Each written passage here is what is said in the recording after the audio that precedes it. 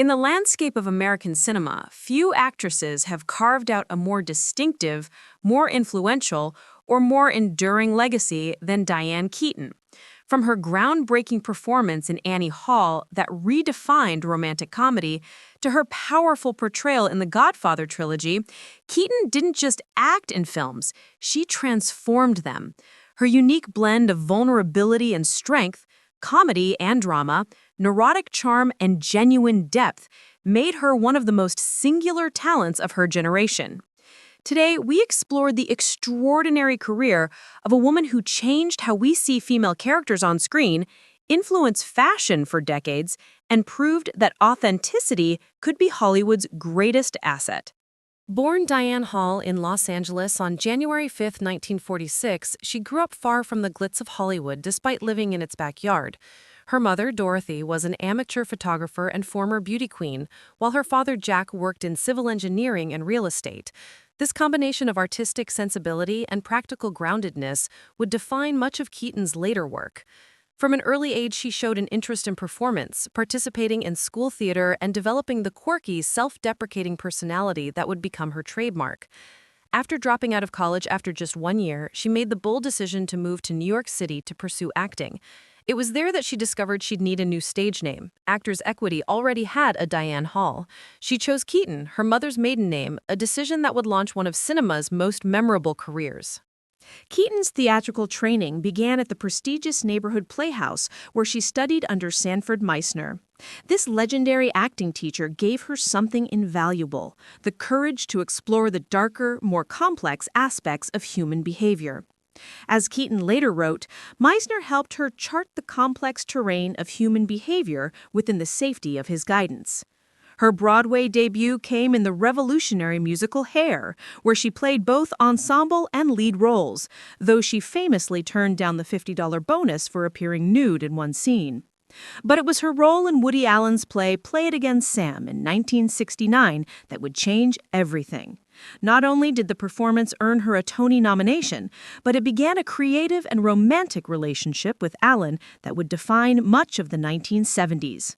Their partnership was both personal and professional, lasting as lovers until 1974, but continuing as collaborators for decades. While many remember Keaton primarily for her comedic roles, her dramatic foundation was established early with Francis Ford Coppola's The Godfather in 1972. Playing Kay Adams, the non-Sicilian girlfriend and eventual wife of Michael Corleone, Keaton brought a sense of moral complexity to what could have been a thankless role. Her Kay was intelligent, questioning, and ultimately tragic, a woman who chose love only to find herself trapped in a world of violence and silence. Keaton herself was initially uncertain about her performance, admitting she thought she wasn't right for the part and couldn't bear to watch herself on screen. Yet her portrayal was crucial to the film's emotional impact, providing the moral center and representing the American dream's corruption. The role established her ability to hold her own alongside Al Pacino, James Caan, and the entire Corleone family, proving she could handle both intimate dramatic moments and epic storytelling. The Godfather established Keaton's dramatic credentials. Annie Hall in 1977 made her a cultural icon. Woody Allen and Marshall Brickman created the character specifically for Keaton, drawing on her own personality, quirks, and even her real last name, Hall. The result was a performance so natural, so genuinely felt, that it changed romantic comedy forever. Annie Hall wasn't just funny, she was real. Her nervous energy, her la-di-da speech patterns, her insecurities about her Midwestern background, and her genuine intellectualism created a new template for the romantic comedy heroine. Vincent Canby of the New York Times called her Woody Allen's Liv Ullmann, noting how Allen's camera found beauty and emotional resources that somehow escaped the notice of other directors. The film swept the Academy Awards, winning Best Picture, Best Director, Best Original Screenplay, and Best Actress for Keaton. More importantly, it established a fashion trend that endures today. The Annie Hall look of menswear-inspired clothing became a symbol of intelligent, independent femininity. Keaton's influence extended far beyond her acting. Her distinctive style, particularly the Annie Hall look, revolutionized women's fashion in the late 1970s and continues to inspire designers today. The signature ensemble, vest, tie, loose trousers, and bowler hat, came largely from Keaton's own wardrobe. This wasn't costume design, it was personal expression that happened to be captured on film. Her androgynous style was radical for its time, offering women an alternative to traditional feminine dress without sacrificing elegance or appeal. The look represented intelligence, independence, and a refusal to conform to expected norms. Decades later, fashion experts still cite Keaton's influence, from the coastal grandmother trend that swept social media to high-end designers who regularly reference her aesthetic.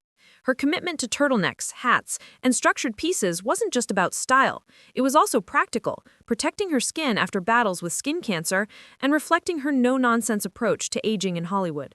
While Keaton's work with Woody Allen defined her early career, her collaboration with Nancy Meyers shaped her later decades. Beginning with Baby Boom in 1987, Meyers created vehicles that showcased Keaton's ability to blend comedy with genuine emotion.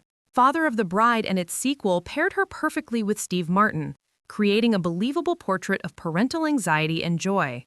But it was Something's Gotta Give in 2003 that many consider her finest later performance.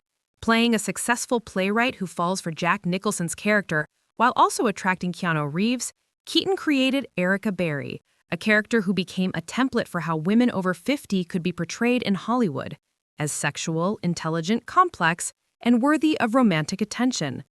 The film earned her a fourth Oscar nomination and demonstrated that Keaton's appeal transcended age categories. Her character's beautiful Hamptons home and ivory wardrobe influenced interior design trends and established what would later be called coastal grandmother aesthetic. Keaton's talents extended far beyond performance. As a director, she helmed several projects, including the documentary Heaven, about beliefs in the afterlife, and the fiction film Unstrung Heroes, which was selected for uncertain regard at the Cannes Film Festival. As an author, she published multiple books, including memoirs like Then Again, and design books such as House and The House That Pinterest Built. Her writing revealed the same intelligence and self-deprecating humor that characterized her performances. As a real estate developer and photographer, she indulged her passion for architecture and design, becoming known for her sophisticated renovation projects. This multifaceted career demonstrated that Keaton was never content to be simply an actress.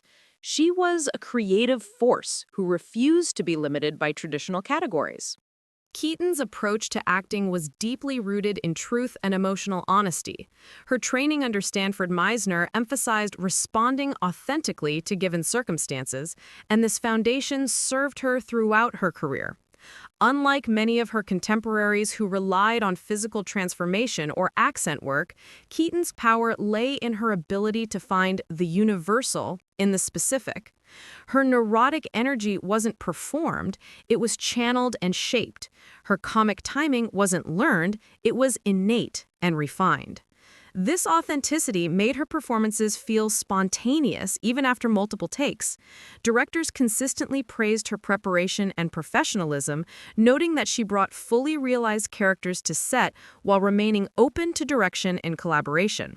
Her ability to seamlessly blend comedy and drama stemmed from her understanding that both emotions often coexist in real life. Keaton's personal life was as fascinating as her professional career. Her romantic relationships with some of Hollywood's most influential men, Woody Allen, Warren Beatty, and Al Pacino, were highly publicized, yet she never married.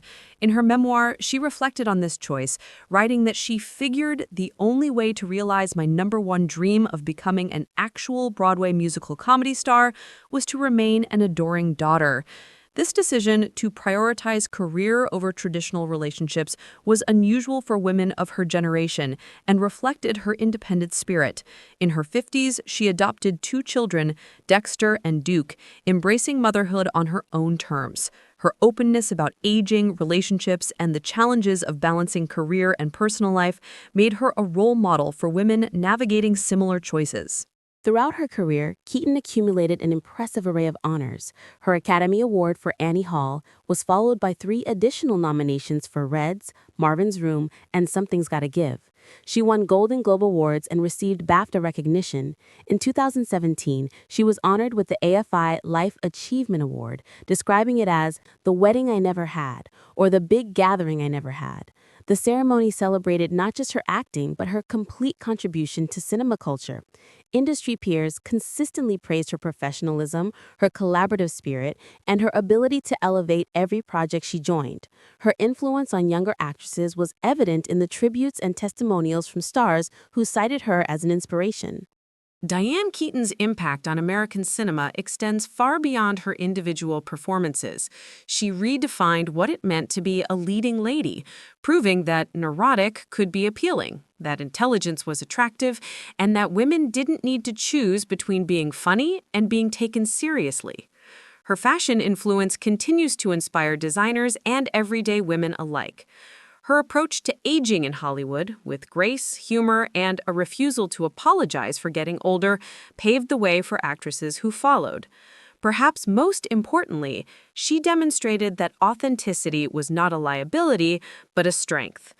In an industry often criticized for its artificiality, Keaton remained genuinely herself, creating a body of work that feels both timeless and utterly contemporary. Her legacy is not just in the films she made, but in the doors she opened and the possibilities she created for future generations of actresses. Diane Keaton didn't just act in movies, she changed what movies could be.